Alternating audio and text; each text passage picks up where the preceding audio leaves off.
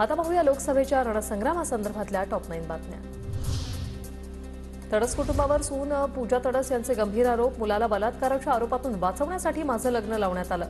रामदास तडस यांनी मुलाला घरात ठेवून मला एकटीला बाहेर काढलं। वर्ध्यातून पूजा तडस उमेदवारीवर ठाम। तर विरोधकांनी कुटुंबातील वाद पुढे आणलाय। माझा कोणताही दोष नसताना मला ब्लॅकमेल करण्याचं काम सुरू होतं। निवडणुकांमुळे माझ्यावर आरोप केले जात असल्याचा रामदास तडस यांचा दावा। रामदास तडस यांची उमेदवारी मोदींनी स्वतः रद्द करायला हवी। सुषमा अंधारे यांची पूजा तडस यांच्या पत्रकार परिषदेतून मागणी। तर सुषमा अंधारे यांनी आधी स्वतःचा संसार पाहावा, मग दुसऱ्यांच्या संसारात ढवळाढवळ करावी। पंकज तडस यांचा टोला तसंच हे प्रकरण न्यायप्रविष्ट, त्याचं राजकारण, शरद पवार याचे मास्टरमाइंड असाही केला आरोप।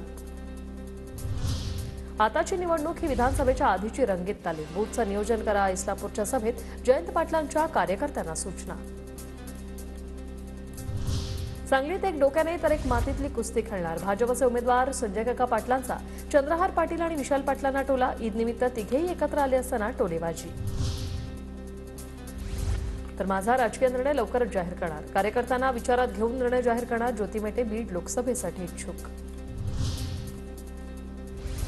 धुळ्यातील उमेदवार शोभा बच्छाव यांच्या उमेदवारीला मालेगाव मधून काँग्रेसकडून विरोध। स्थानिक उमेदवार देण्याची कार्यकर्त्यांची मागणी।